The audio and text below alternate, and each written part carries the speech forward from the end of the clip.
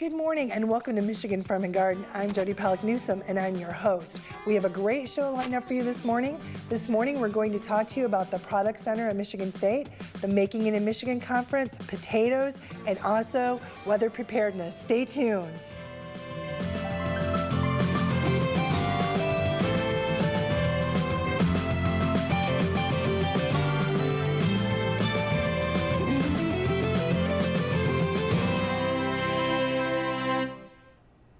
Good morning, and again, welcome to Michigan Farm and Garden.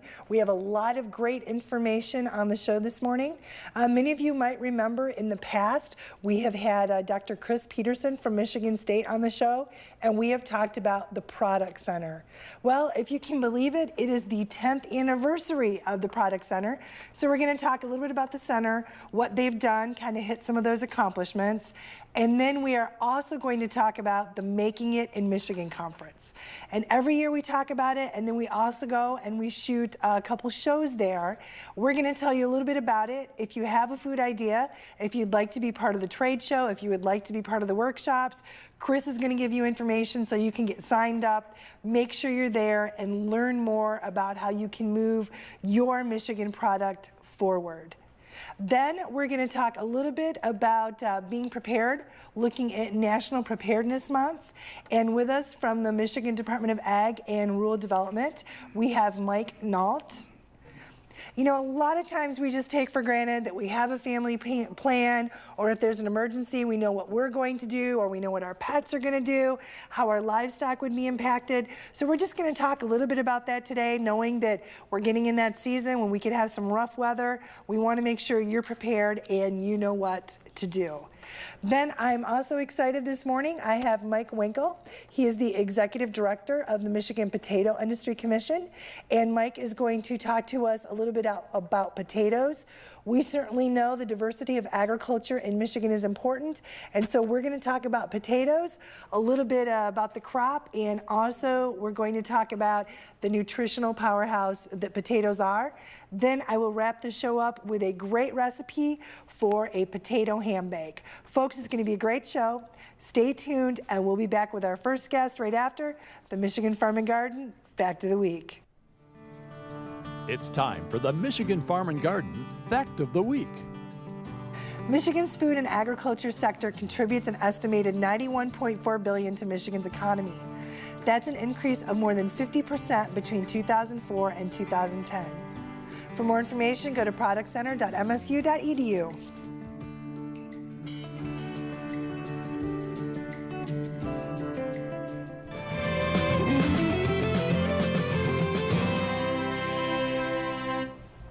And welcome back. We are back with Dr. Chris Peterson, Director of the MSU Product Center. Welcome back, Chris. Hey, it's good to have you here. Great to be back, Jody.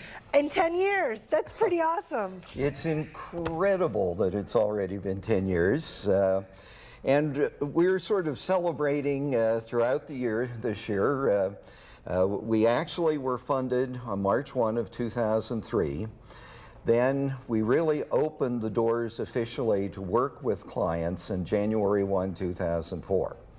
And so what we've decided to do is make our Making It in Michigan conference on November 12 of this year is going to be our official 10-year celebration. There you go. And I have to say, it was many years ago. I remember when all this just got started, and it really was kind of a big brainstorm, and what do we do and how do we get involved? And it's been amazing to watch this Product Center evolve. Well, and we keep a fair number of statistics. And so, for example, in the 10 years, we've had almost 27,000 one-on-one counseling sessions with entrepreneurs. 27,000. Yep. Wow.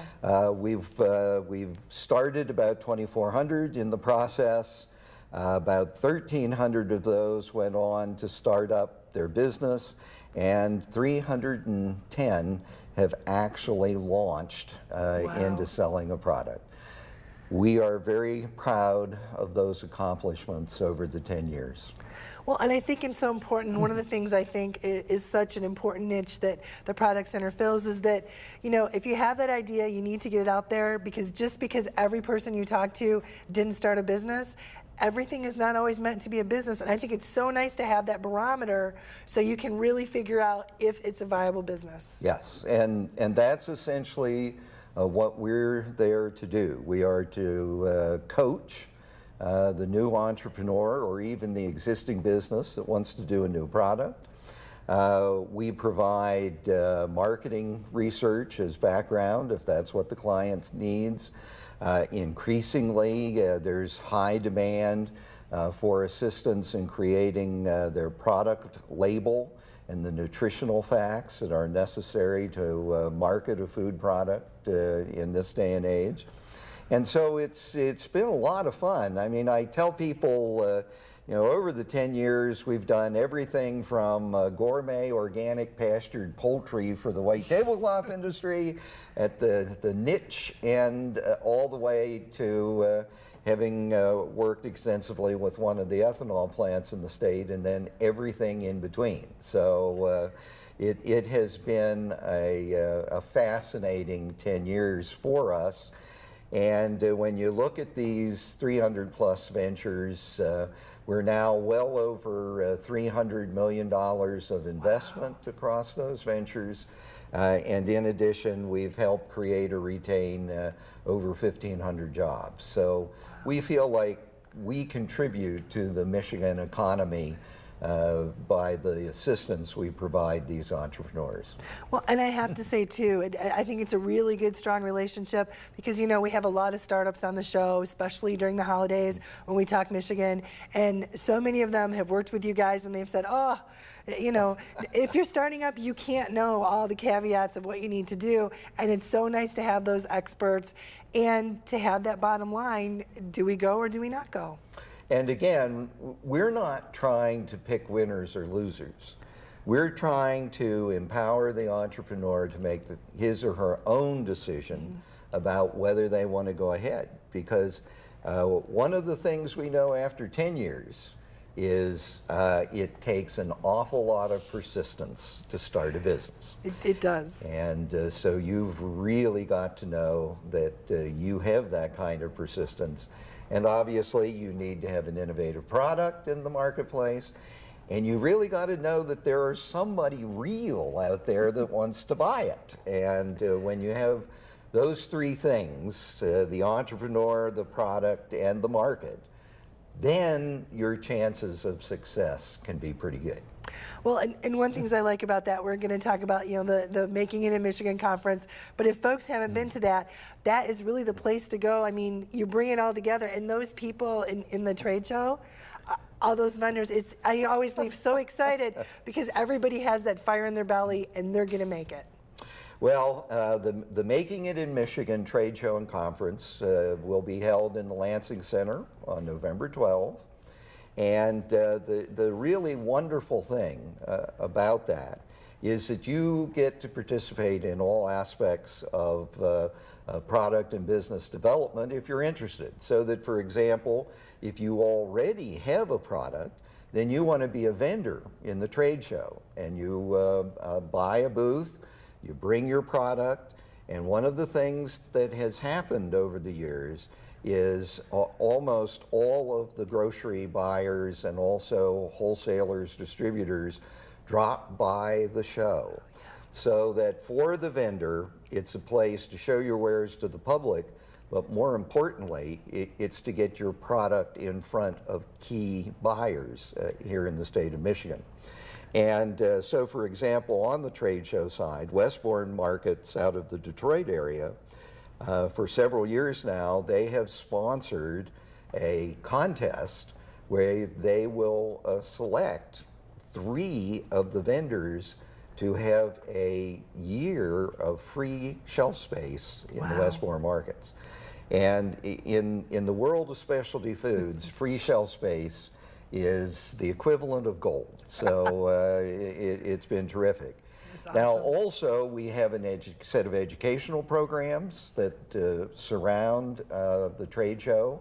And so if you're a wannabe entrepreneur, it's a great day to come and learn about all of the various things you need to know to start a food business. Great. And food businesses are more difficult because of all of the safety requirements that you really have to live up to in this day and age if you're going to be successful, in addition to all of the marketing and packaging and branding. There's a lot. Well, Chris, we appreciate it. And folks, certainly we will link on our website. We will leave you with information. If you have that idea, get out there, be at the Making It in Michigan conference. Great opportunity to get out there and learn a little bit more.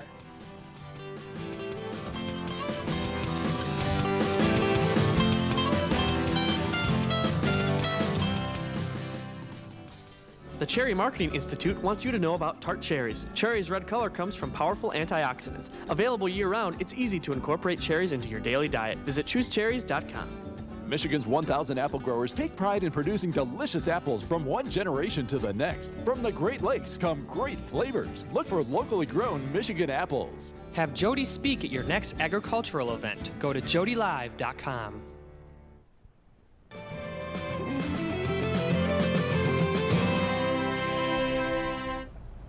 And welcome back. We are back with Dr. Mike Nault of Michigan Department of Ag. Mike, welcome to the show. Thank you for having me out here. I appreciate that. It's good to have you here. I'm going to have you tell us a little bit about yourself, and then we're going to talk about being prepared and National Preparedness Month. Okay, I'm a veterinarian with the Michigan Department of Agriculture and Rural Development, like you said. I do the emergency management programs. Part of what we're trying to do is get families prepared for if a disaster occurs, how they can take their whole family with them, whether it's their companion animal or prepare their livestock or horses as well on that. Well, and I think that's so important. You know, we've had so many crises, it seems like, and you don't always think about what would you do and are you prepared if you only had so long. So I think this is a great thing to talk about. This will be good, and if we want, we can go over part of what we have over on the table here. Right now, this is actually what you would kind of have for a small animal evacuation kit. Basically, you would purchase a rubber or plastic tote, and then you would start to fill in the supplies that you would need from there. 60% of the American families own pets, so the majority of the U.S. population has at least one or two animals in their family with them. So trying to get them prepared and knowing what to take with them is really important. First thing that you want to do is that you want to try to make certain that you have enough food for your pet to at least last you for 2 weeks. I have 3 dogs, so this kind of came from a 3-dog kit. What we have right here, there's enough food in this bag here to last the dogs for a 3-week period. What we do is that we'll take a 1-gallon bag, Ziploc bag, and every time we buy a new bag of food, we fill up a new bag of Ziploc, pour the old bag into there so it's used, and at least have a fresh supply of food with us, and always make sure we have that turnover rate. And when I saw that, you had the date right on it, and I thought that's a great idea. Otherwise, I would forget. When did I do that? Exactly, because I'm that way too. And with expiration dates, we also have to worry about medications as well over here. With the medications, certain dogs should be on, all dogs should be on heartworm preventative. Some of them have seizures and need anti-seizure medication. So you always want to have the medication that you need for your pet set aside to go with you. Part of that is also making sure that you also have to check those expiration dates. You may not put that in your tote, but at least what you would do is have it set aside in one place in the house that when you're getting ready to leave, you just grab it from the counter, throw it into the tote, and off you can go in one quick movement right there. And then other things that you would want to have, definitely you want to have a leash. All animals should be on a leash, even if they're a cat should have at least a leash attached to its collar. And you should also have a carrier to take your pet when you go as well. For the dogs, we have the collapsible kennels. We'll take that with us. If we need to, they fold up nicely into the car so everything can fit into there very well. For the cats, if any cat carrier would work out fine, but you definitely would like to have your animals set up in such a way that they won't be escaping when you open the car door. Identification on the animal is really important as well. If you have a microchip of your pet, make sure that you know what the number is or what company that you had used. You will always want to have your veterinary clinic. Okay. If you have your vaccination records, bring those with you as well if you have a copy. With the phone apps that you have today, you can go out and just purchase on any of the systems an app that will track what you have for your dog or your cat or your horse, and it will go ahead and allow you to know that when you get to a location, they're protected, they don't need further vaccines, we're good right there. First aid kit is always good to have. This is just sort of a generic bag that I threw a bunch of supplies into. And with it, the kit is pretty nice. If it's opened up, we've got some gloves on the side, we've got some bandaging material inside. You never know when those scrapes and abrasions are going to happen. Maybe you don't have a chance to put your pet into a cage or a carrier, and then the leg gets scraped up, it's bleeding, so you're going to want something to go ahead and stop that. Just having the right material with you will help you out with that right there. With that also, you always want a few toys. My pets, if they go anywhere, they're going to want to have those toys, the rubber toys with them to play with. It gives them something to chew on, to occupy their time. They're going to be in a shelter situation like potentially we might be if we have to go to an American Red Cross shelter, if we don't have a hotel or family members that we can go out and visit. One of the most important things that families can do is to talk with each other, identify that if a disaster event were to occur in their area, who it is that they're going to contact. Cell phones might not work, so you might not be able to speak to each other, but you might be in an area that you might be able to speak to a family member who's out of the disaster area. And at least then with that, you can contact each other and make sure that you're all safe.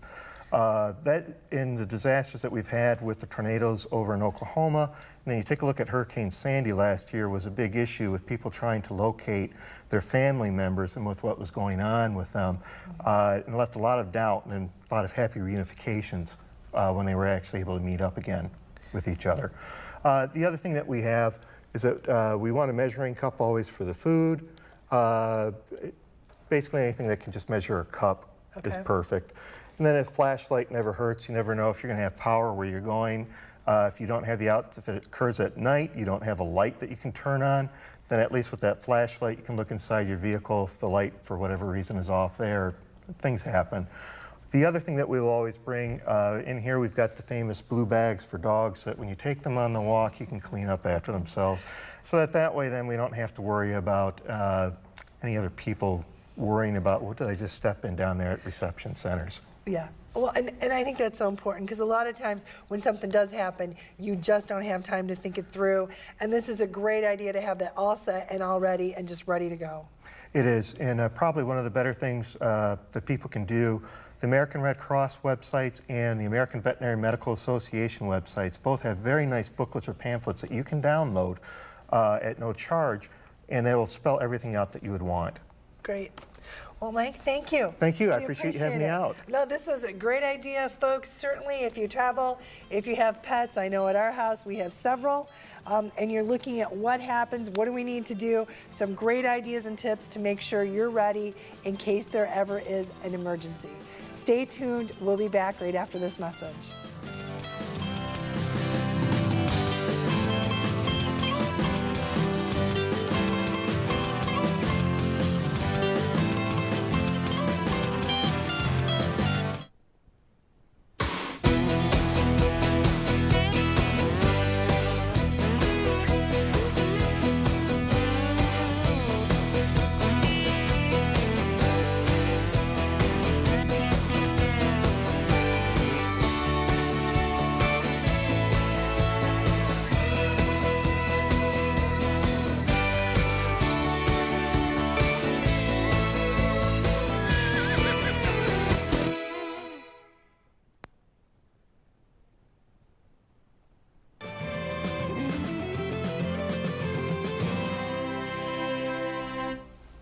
And welcome back. We are back with Mike Wenkel of the Michigan Potato Industry Commission. Mike, welcome to the show. It's good to have you here. Good to be here, Jody. I'm going to have you start and tell us a little bit about yourself and no stories because I've known you for forever, right? We have known each other for a long time, so we'll skip the college years, Jody. But there you go. It's great to be here today on behalf of the Michigan potato growers and representing the Potato Industry Commission as their newer executive director. Been in that position about 1 year now. And it's great to have the opportunity to work with that group of growers. Well, and I think that's one neat thing when you look certainly at Michigan, look at the powerhouses of our industry. I think potatoes is one of those that we just take for granted. And really when we're looking at the Potato Commission and looking at that support with the growers, that's a good, strong industry. It is. It's real exciting from a standpoint of some of the things that the Commission really focuses on from a standpoint of research, promotion, marketing activities for the industry, particularly in the research area. The things that the growers are really focusing on to make sure that they're able to provide a healthy, good quality product that meets industry standards. Well, and certainly when we look at the industry, it is one of those strong industries that we have right here in our state. It is. In fact, we have just under 100 growers total in the state, with about 46,000 acres of potatoes that are being grown. Those potatoes are grown in about half of the counties, around 35 throughout the state, and we have a farm gate value of about $166 million just in the potatoes as they leave the farm. Wow. Probably the one thing a lot of people don't know is that while we're number 6 in total production of potatoes compared to other states, we are the #1 state in the production of potatoes, going for potato chips. That's a good title to have, isn't That's it? right. We all love those chips. Well, and I know too, when we look at the chips, we certainly are a leader, especially when you look at the geography and look at how far we have market penetration. Yeah, so here in Michigan, about 70% of the potatoes that we grow in the state are used for the manufacturing of potato chips. And we supply about 28% of the U.S. supply of potatoes for potato chips. And I know the graphic on the screen kind of shows some of those diverse areas of the U.S. that our growers are continuing to supply high-quality product to. Well, and it's so exciting when you think of the opportunities that we have here in the state. Even though we supply, we look at that chip market, and we still look at that healthy product. I don't think people always realize the nutritional powerhouse that you have when you look at potatoes. So it's kind of interesting, even with the potato chip, the nutritional value that's there is quite high. In fact, in most potatoes, potato chips, there's only three ingredients: potatoes, salt, and vegetable oil. In some fashion. So while there is some fat that accumulates, it's still good and healthy for you. Potatoes as a whole, though, have some great nutritional value. A medium-sized baked potato, or about a 5.5-ounce potato, has about 110 total calories. There's more potassium in a potato than there is in a banana. And, oh, that's good to know. Yeah, that's good to know, because everybody always thinks bananas. Absolutely. We got to tell them. More potassium than bananas, broccoli, and a whole variety of other things that kind of have some esteem tied to potassium. About 45% of your daily vitamin C is included in that potato. High dietary fiber, and also they are fat and gluten-free. So a lot of times I think it's a lot of the other great Michigan commodities that we add to it that tend to increase the calorie count or fat count. It is, because I'm thinking of my loaded baked potato and all that stuff that you like to get all those And sides. I think all of that's good in moderation, at least. So. Well, and certainly too, I think, potatoes, I don't think we always think about those. It's not like when there's the big apple harvest and you have the apples on the side of the road. The potatoes, that just kind of seems to happen. Well, and from Michigan, we're able to supply both fresh and chipping potatoes to the market from August until about the middle of June. So there is Michigan product even on the grocery store shelves much of the year. And so, yeah, it's kind of one of those that's become really, truly a staple and is available for people to get throughout the year. Well, and I have to say, too, you guys have done a good job when you look at just the nutrition, but look at the website. Lots of good information that you guys have available. There's some, in fact, some great, some materials put together tied to nutrition, tied to a whole bunch of those typical health issues that people are trying to address: weight management, childhood obesity, diabetes, and how potatoes can play a role as part of a healthy diet for people as they address those issues. Well, and I think it's so important to help get that word out, because it seems like there's so many different fads that come and go. And, we talk about that. A well-balanced diet, it is so important. And potatoes are so easy and such good quality that we have here in the state. Very much so. Well, Mike, I think we'll take a quick break. And if you want to stay here, then we'll come back and see if we can cook Sounds at my good. house. And we have a potato ham bake, very easy and certainly very good for fall, because fall, what's better than something nice and warm and baked in potato? Excellent. Folks, we'll be back right after this message.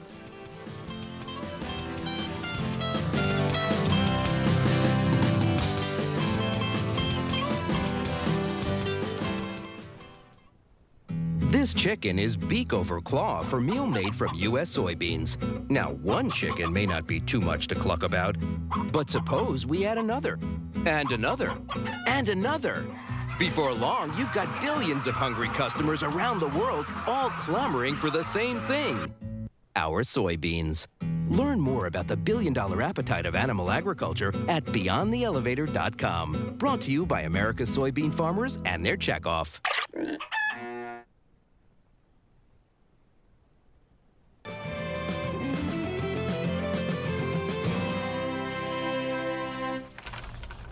And welcome back, folks. I am back with Mike Winkle of the Michigan Potato Industry Commission, and we're talking taters. I guess Absolutely. There we go. And I have a very, very easy recipe. This came to me from one of the viewers, and I apologize. I forgot to put the name on my sheet, but very, very easy. You're going to start with 6 large Michigan potatoes. You want to go ahead and cut those up and boil those in some salt water, covered about 30 minutes until tender. Drain those and combine those with some ham, some cream of celery soup, milk, minced onion. You can add a dash of pepper, and then you can certainly add, if you like green peppers or mushrooms or whatever that favorite is, add those to that bake. Then you go ahead, put that in the oven and bake that for about 45 minutes in a 350-degree oven. And folks, I have to say, this time of year, as we move into fall, is one of my favorites, because I love those nice dishes that you just put in the oven or the crock pot that make the whole house smell just so heavenly. If you would like a copy of this recipe, you can visit us online at MichiganFarmingGarden.com or write to Michigan Farm and Garden Recipes, P.O. Box 461, Williamston, Michigan 48895. And Mike, I know you can't ever say enough. Make sure you get those potatoes, and I especially think of that this time of year when it's harvest, because if you've not seen potato harvest, it is definitely worth a stop to take a look. And I would say, Jody, that's absolutely correct. In fact, probably this week around the state, this week or next week, our growers will really be diving heavy into harvest. You know, I think it's in most grocery stores, you probably can find Michigan potatoes. If it doesn't say Idaho, chances are it's Michigan.